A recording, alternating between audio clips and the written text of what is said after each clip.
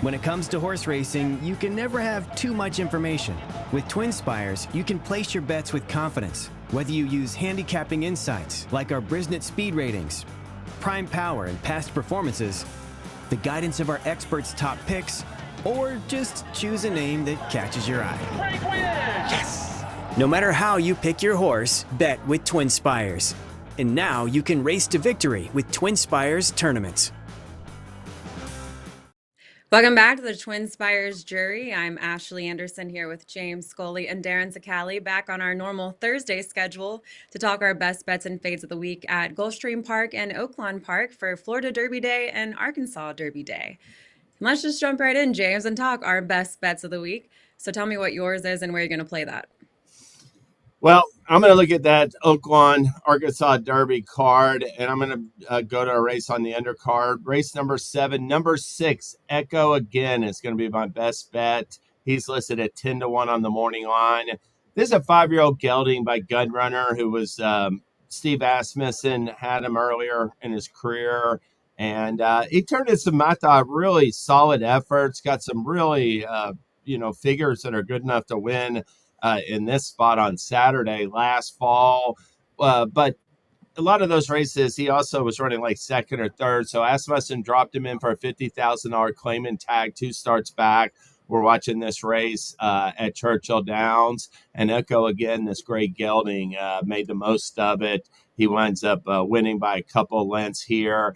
Norm Cassie claimed Echo Again out of this race for $50,000. And one of Norm's strongest categories has been for years his second off the claim.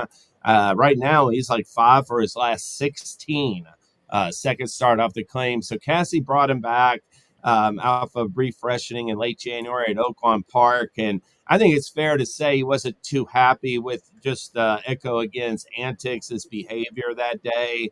He has since gelded him and put in a series of fast workouts, 4 fast workouts in the month of March in preparation for this spot. And I look for Echo Again to turn in a much improved effort, second time for Cassie, and get the job done at hopefully a good price, 10-1 on the morning line with Echo Again. Yeah, this is an interesting race with plenty of early speed, especially down to the inside. Bohemian Bow, Disco Ball should be flying out of there. King Cab has also got a ton of early speed. And then you have a couple towards the outside with early foot as well. So it's just going to kind of, I think, come down to who works out the best trip. Echo Again might be a little bit farther off than he's been each of the last couple of starts, but he did show the ability to close into quick fractions at earlier points of his career. I think that's going to be the trip that might work to his advantage here. So I think the action is going to be hot and heavy early on in this one. You mentioned Norm's stats. He's a 19% winner this meet as well at Oaklawn, and a 19% winner off these layoffs of 46 to 90 days. Plus, you talked about second start off the claim. He's a 31% winner. So great stats there. And it does look, like you said, Darin, a lot of speed here. So someone coming off the pace certainly seems like a good play. Darin, what's your best bet of the week? Yeah, I'm going to the Sand Springs, the 12th race at Gulfstream Park on their Florida Derby card. Fantastic card of racing. This race is probably going to be dominating the wagering by in our time, and I certainly do understand why. But Vina Arana is a filly that I've been waiting for her to get back to the races for trainer Jack Sisterson. If you go back and you watch her race at Saratoga, which was her first North American start off of a third-place effort in a Group 3 at Leopardstown back in May, I was visually extremely impressed with this performance. I mean, she comes from an impossible spot on the inner turf course. That is her on the extreme far outside. You see her rolling down the center of the course here in the white and black colors. Horses just don't make this type of a move and sustain it on the inner turf at Saratoga, which typically plays very kindly to horses that are down inside, especially horses that are forward and down inside. And the rails being down for the most part. I think they were out maybe 14 feet. Vina Arana on that performance, I thought, really caught my eye. Now, she's been away from the races for quite some time. Coming out of that race, she did not have it work until February the 7th. So obviously there was definitely a reason why they put her away. But she's got a load of ability here. And if she gets a good trip, I certainly think she can rally from off the pace. A lot of these other types, we know what they are. in terms of their stature in Group 2, Grade 2, Grade 3 company. We don't know how good Vina Arana is, and I think there's a chance that she's very, very good. So I'm going to try to jump on the bandwagon here before everybody else does. You're getting a great price. The runner-up in that maiden special weight was the next out winner, and then Arana was beaten just 3/4 of a length back, went over in Ireland in a Group 3. So I think you found a great long shot play here. Hopefully you get something around 15-1 there. I'll take it. I'll sign for it. I will take it to race 9, the Gulfstream Park Oaks, a Grade 2. This is on the road to the Kentucky Oaks, and I'm going with number 6, Cassier.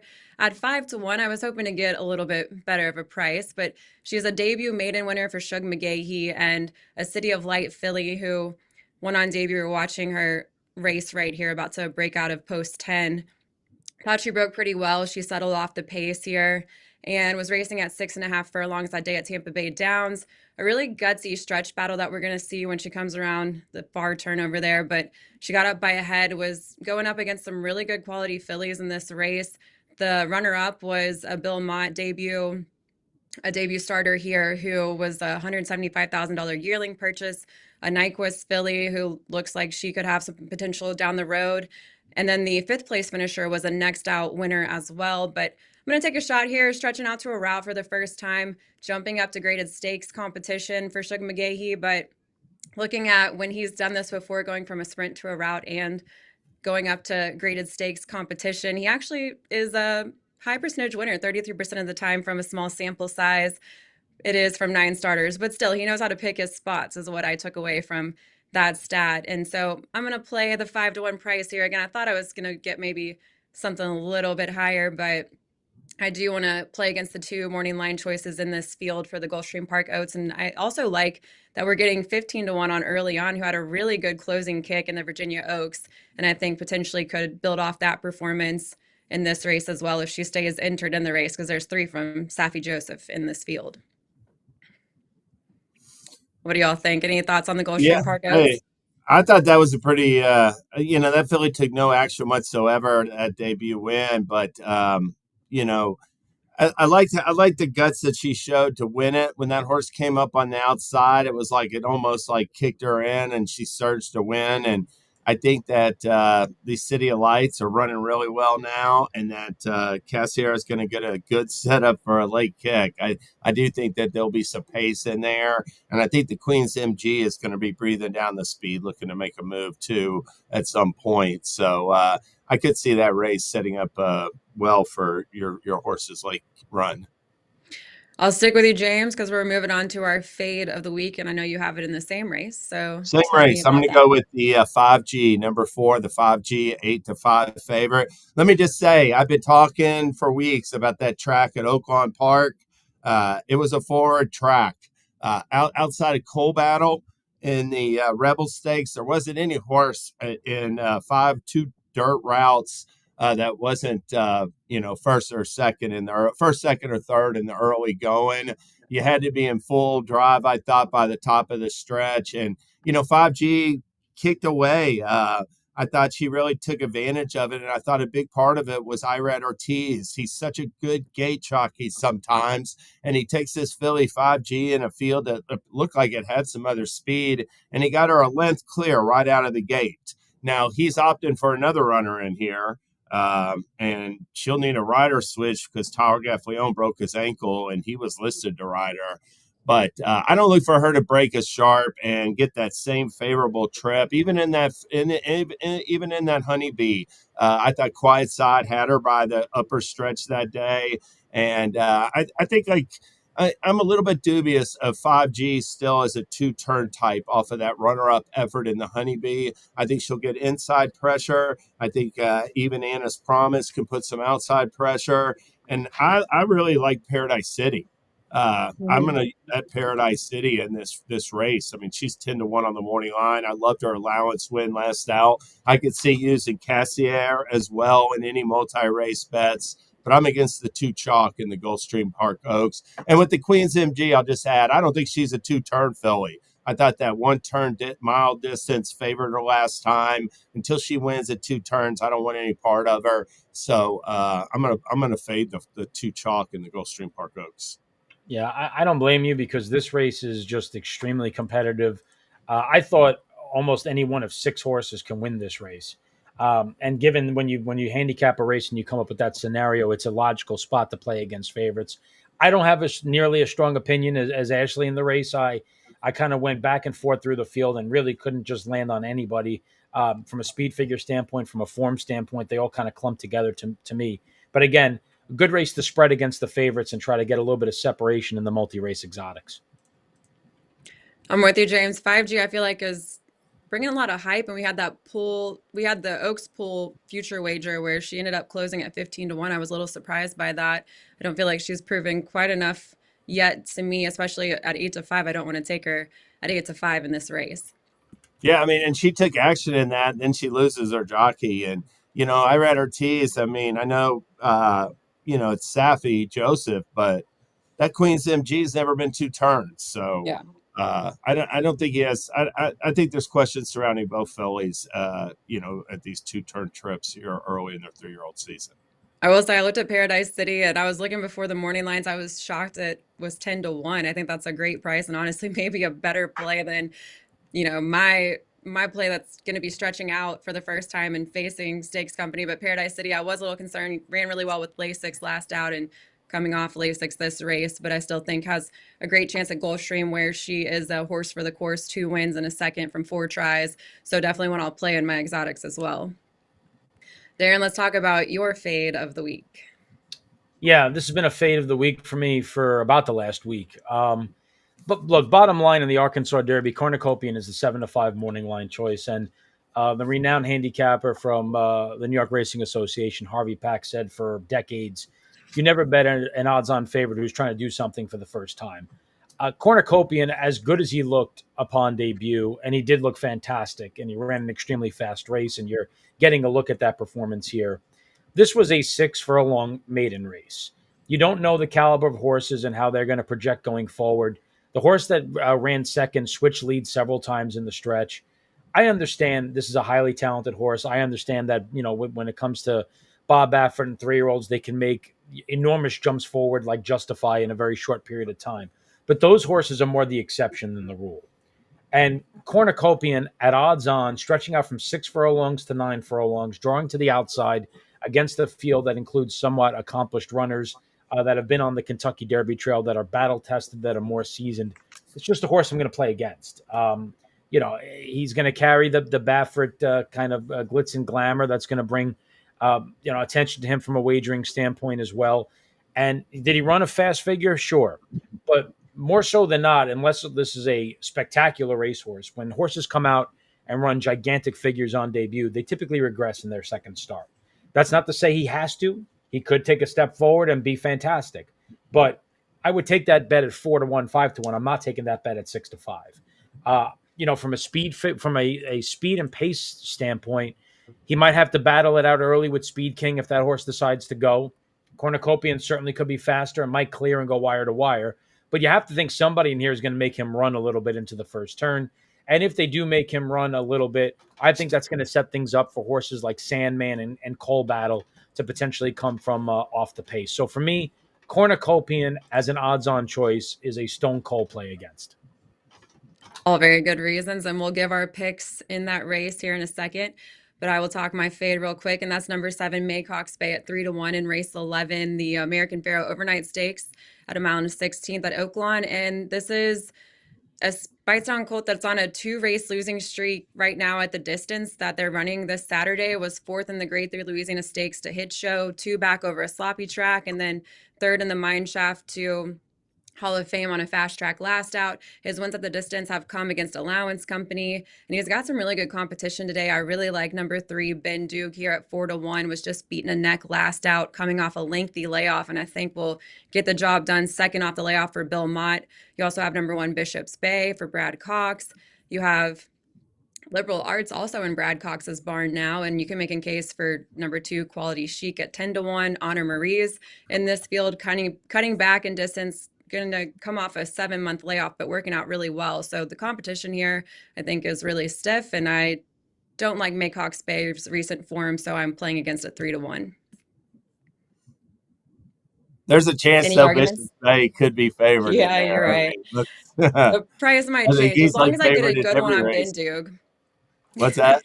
As long as I get a decent price on Bindug, I'm okay with Oh that. yeah. Well, I think you definitely. I mean, he's not going to be competing for favoritism. I mean, the only race that Bishop's Bay wasn't favored in was that when he was 7-5 and he ran second to Two Phils. That's the Hmm. only. And Two Phils was coming off a runner-up effort in the Derby. So he takes a lot of money. He's been odds on in his last three races. Bishop's Bay, and he's the horse to beat, I think, coming into the race. He's got the top prime power. He scratched Yeah, out of that New Orleans Classic, which was going to be a challenge for him, not Yeah. necessarily because of Sierra Leone, but because of that 9 furlong distance. I think the 8.5 furlong trip hits him better between the eyes. yeah. I didn't want to rain on your parade, but I was shocked when I saw this morning line. I think there's no chance that Maycox Bay is favored in this race over Bishop's Bay. I could be wrong, and if I'm wrong, I'll wear the egg on my face. But the horse is coming off a 58-4 bullet workout. He's never been worse than second in his career. This horse was beaten ahead by Arcangelo in the Peter Pan as a 3-year-old. He's kept good company. He's got speed from the inside. And Maycox Bay's last couple of starts in Grade 3 company was 15-1, 16-1. I mean, he ran well enough as it is. I just would be shocked if Maycox Bay went off favorite over Bishop's Bay.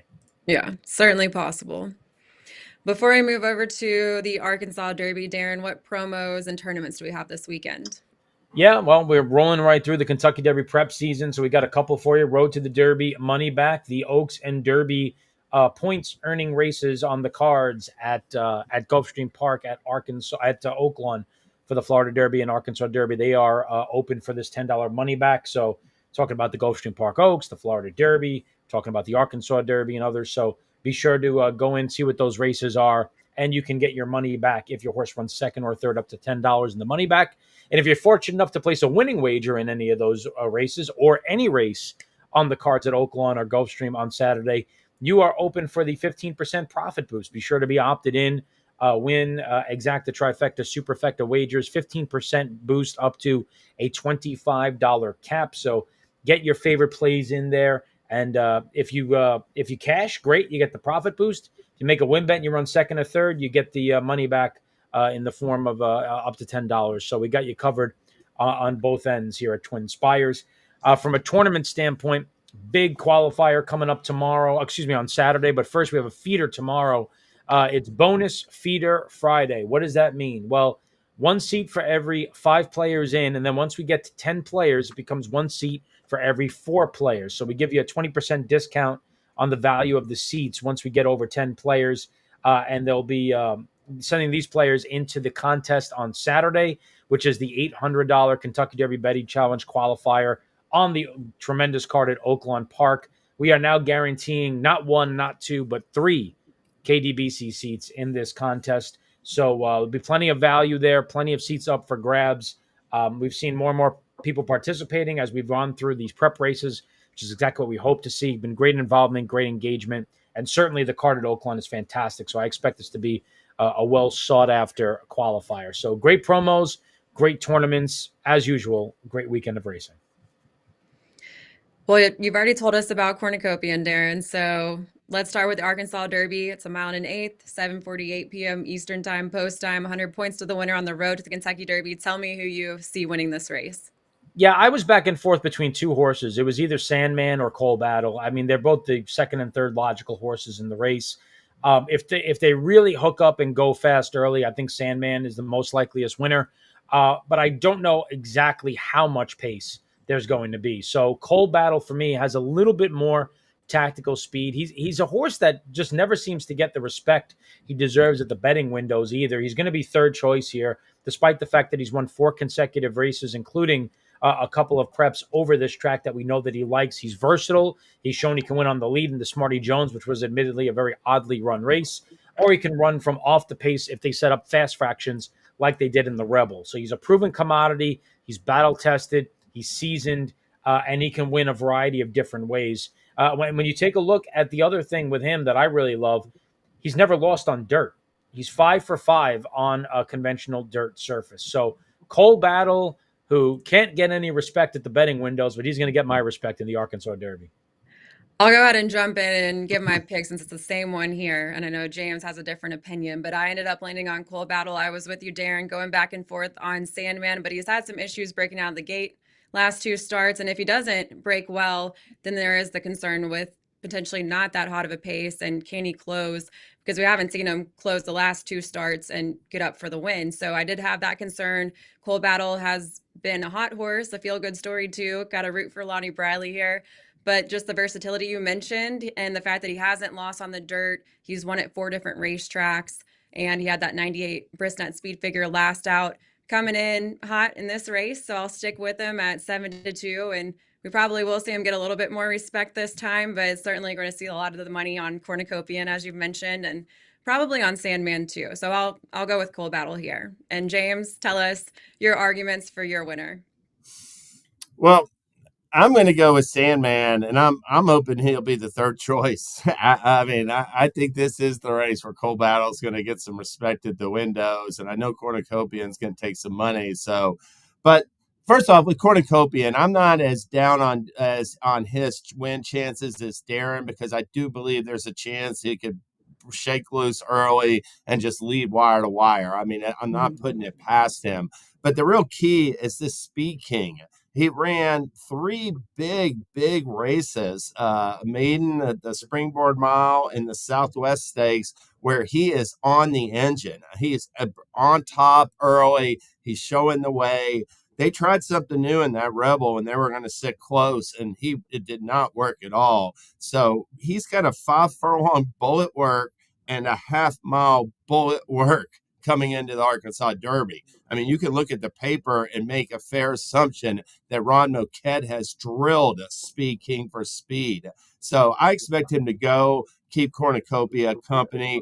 I love the jockey switch to Jose Ortiz. There was nothing Christian Torres could do in that Southwest after Sandman flubbed the start. But I didn't like that trip at all in the Rebel. I talked about how the track was playing that day. He's 13 lengths back at the half-mile call in that race. It was a terrible trip. He ran third on just class alone, but I look for him to get a better setup, be closer than like 13 or 15 lengths back like he was last time, and really come with a strong run. Sandman finally gets it done in the Arkansas Derby.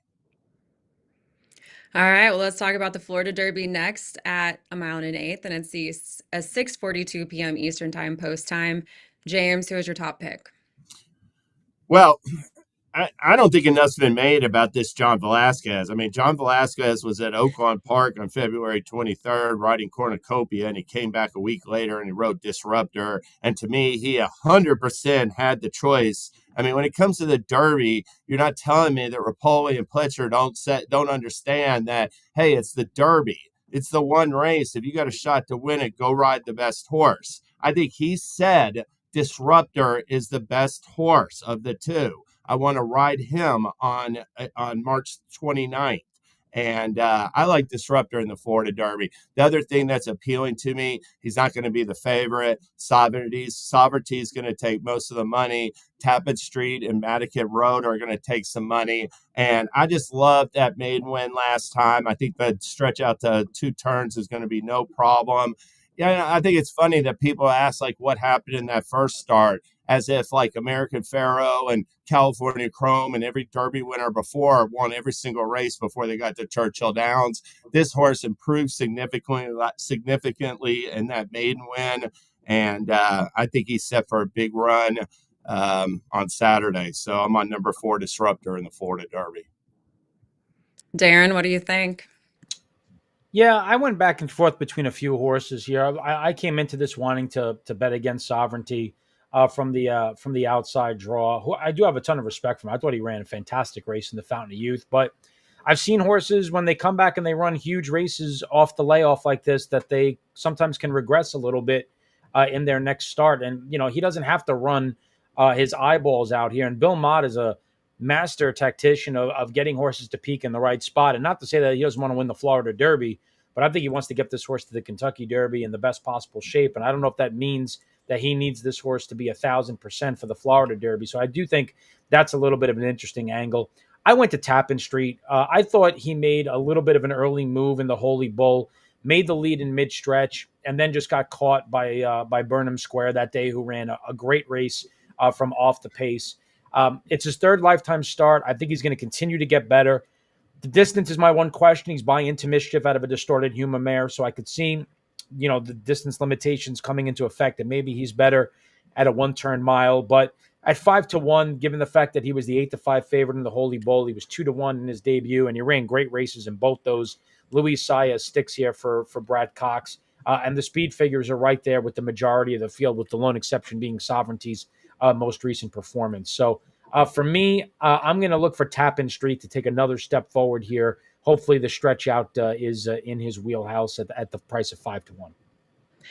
I'm with you again this time, Darin, on the Florida Derby as well. Had Tappan Street at 5-1. Thought it was a pretty good price to have on this horse here, trying to beat Sovereignty as well. And we've got Junior Alvarado listed, but it will be Manny Franco aboard since Junior Alvarado is injured currently. And I mean, Manny Franco is certainly capable, but Junior Alvarado was the regular rider for Sovereignty, and now a new rider is in play here.